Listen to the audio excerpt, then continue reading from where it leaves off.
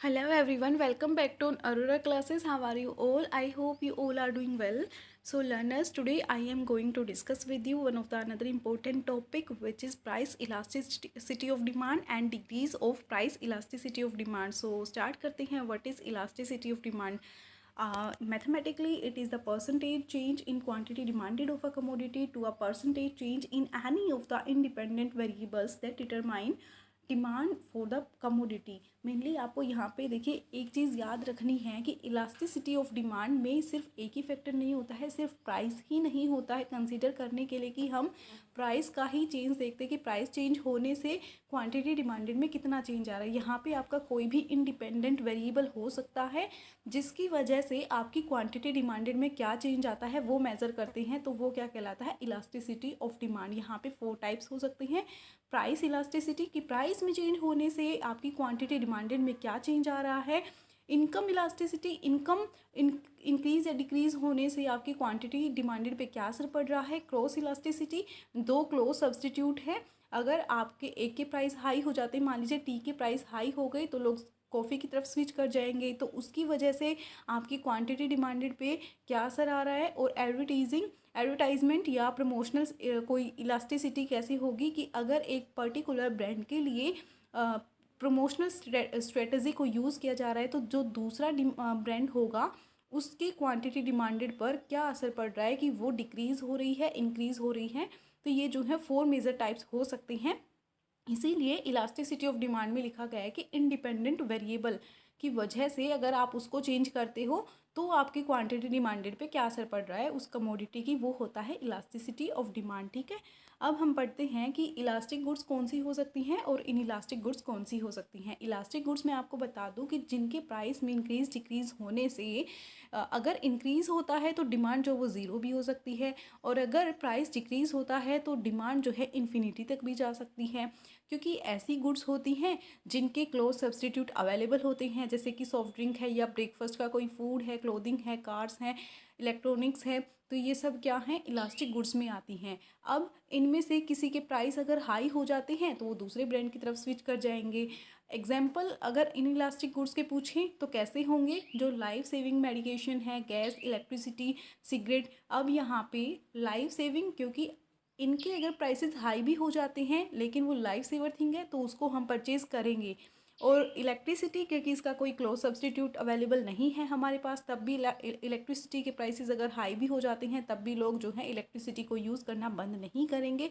Cigarette यहाँ पे क्यों डाला गया है, सिगरेट इसलिए क्योंकि लोग जो है एडिक्टिव होते हैं कुछ पीपल, तो वो जो है सभी के सभी जो हैं सिगरेट पीना बंद नहीं कर सकते हैं, स्मोकिंग करना नहीं छोड़ेंगे, चाहे प्राइसेस हाई हो जाए वो उसको ज़रूर परचेज़ करेंगे। पोस्ट सेकेंडरी एजुकेशन कैसे हैं, क्योंकि कुछ करियर ऐसे होते हैं उनको उनके लिए जो है पोस्ट सेकेंडरी एजुकेशन जो है ज़रूरी होती है, तो ऐसी डिग्रीज़ को कंप्लीट करने के लिए पोस्ट सेकेंडरी एजुकेशन अगर हाई फीस भी चार्ज करती है या उनके प्राइसेस हाई भी होते हैं तब भी पीपल उसको करेंगे।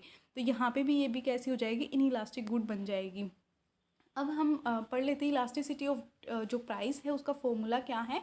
Proportionate change in quantity demanded upon proportionate change in price, की आपकी प्राइस में चेंज होने से क्वांटिटी डिमांडेड में कितना प्रोपोर्शनेटली चेंज आ रहा है वो मेज़र करता है आपका इलास्टिसिटी ऑफ प्राइस। न्यूमेरिकली आप इसको लिख सकते हो delta Q upon delta P into P upon Q. ठीक है, अब हम पढ़ लेते हैं कि कौन सी कितने टाइप्स हैं प्राइस इलास्टिसिटी ऑफ डिमांड के। मेनली 5 टाइप्स हैं जो हम आगे डिस्कस करेंगे।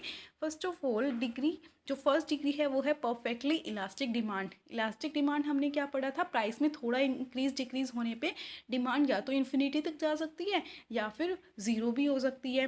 तो यहाँ पे क्या होगा, नेग्लिजिबल इंक्रीज अगर होता है प्राइस में तो वो रिजल्ट क्या करेगा, ज़ीरो क्वांटिटी डिमांडेड। और सबसे इंपॉर्टेंट बात है कि वो हॉरिजॉन्टल डिमांड कर्व होता है। ठीक है, हॉरिजॉन्टल डिमांड कर्व यहाँ से आपको याद रखना है, जो एग्जाम में पूछा जा सकता है आपसे कि यहाँ पे देखिए प्राइस यहाँ पे है आपका और क्वांटिटी यहाँ पे है।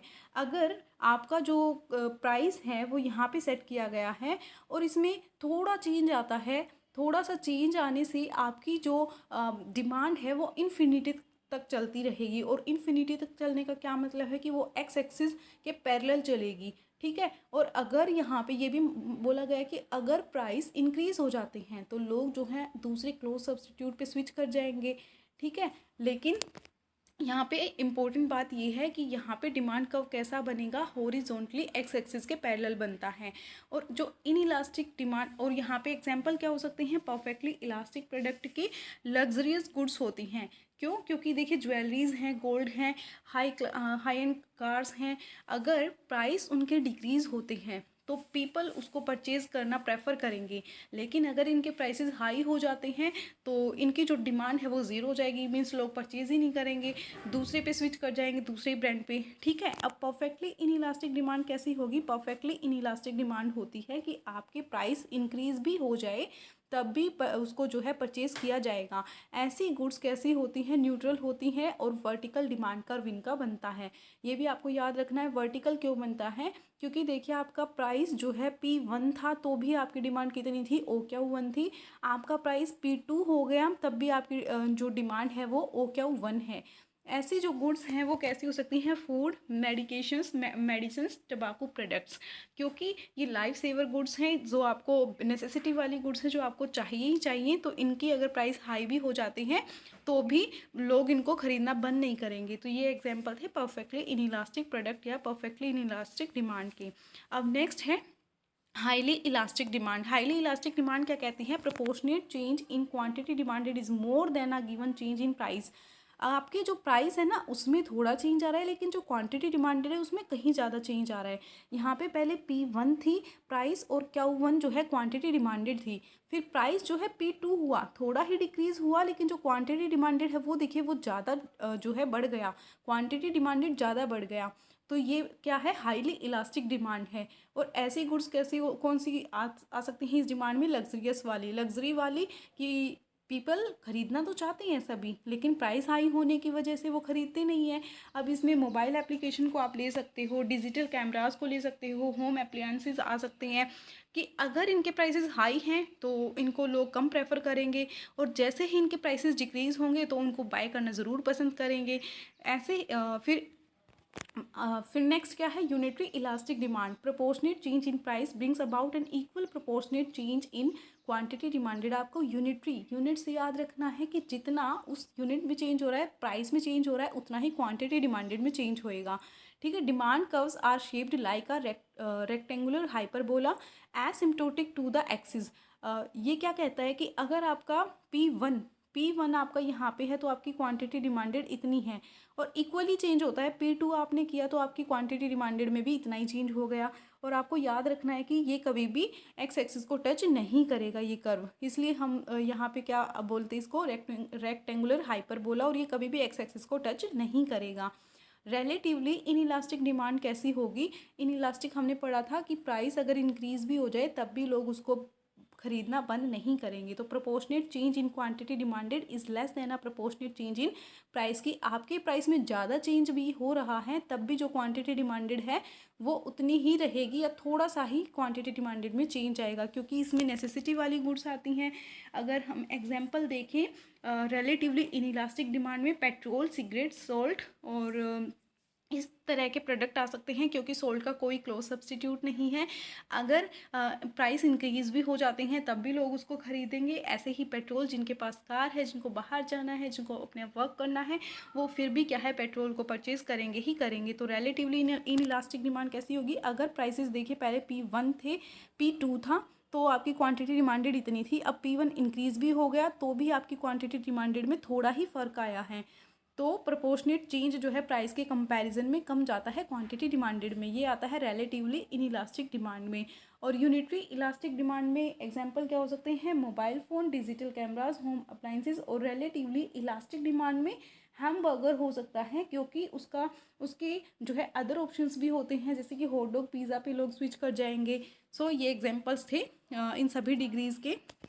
अब यहाँ से क्या पूछा जा सकता है, थोड़ा समरी अप कर लेते हैं इसको। इलास्टिसिटी ऑफ प्राइस में जो फर्स्ट है परफेक्टली इलास्टिक, वहाँ पे जो आपकी डिमांड है वो इन्फिनिटी तक जा सकती है। ठीक है, ये टर्म्स आपको याद रखनी है। Elasticity of price perfectly in elastic में 0 हो सकती है, यूनिटरी इलास्टिक में इक्वल टू 1 होती है, और इन इलास्टिक में 0 less than elasticity of price less than 1, और इलास्टिक में ग्रेटर देन होती है। ठीक है, और सबसे इंपॉर्टेंट है कि आपको शेप याद रखनी है जो एग्जाम में पूछी गई है। और डिस्क्रिप्शन क्या कहता है कि परफेक्टली इलास्टिक में change in demand is infinity at a given price. एक जो प्राइस आपको दिया गया है थोड़ा डिक्रीज होता है तो आपकी डिमांड इन्फिनिटी तक जा सकती है।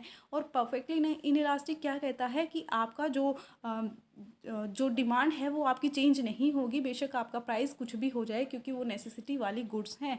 और यूनिटरी इलास्टिक में भी वही है, जितना आप प्राइस में चेंज कर रहे हो उतना ही इक्वल उसमें चेंज हो रहा है। इन इलास्टिक क्या कहता है कि कोई ये बहुत ही कम चेंज होएगा, प्राइस में ज़्यादा बेशक चेंज हो जाए लेकिन क्वांटिटी डिमांडेड में थोड़ा चेंज होएगा, क्योंकि यहाँ पे percentage change delta Q less than कहता है डेल्टा पी। प्राइस में जितना चेंज हो रहा है उसके कंपैरिजन में क्वांटिटी डिमांडेड में कम चेंज आता है। और इलास्टिक क्या कहता है, क्वांटिटी डिमांडेड में ज़्यादा चेंज आता है, किसके कंपैरिजन में, प्राइस के कंपैरिजन में। और यहाँ पे आपको याद रखना है शेप कैसी बनती डिमांड कर्व की। परफेक्टली इलास्टिक में हॉरिजॉन्टल वर्टिकल बनती है, इन इलास्टिक में यूनिटरी इलास्टिक में रेक्टेंगुलर हाइपरबोला, इन इलास्टिक में स्टीपर, और इलास्टिक में फ्लैटर।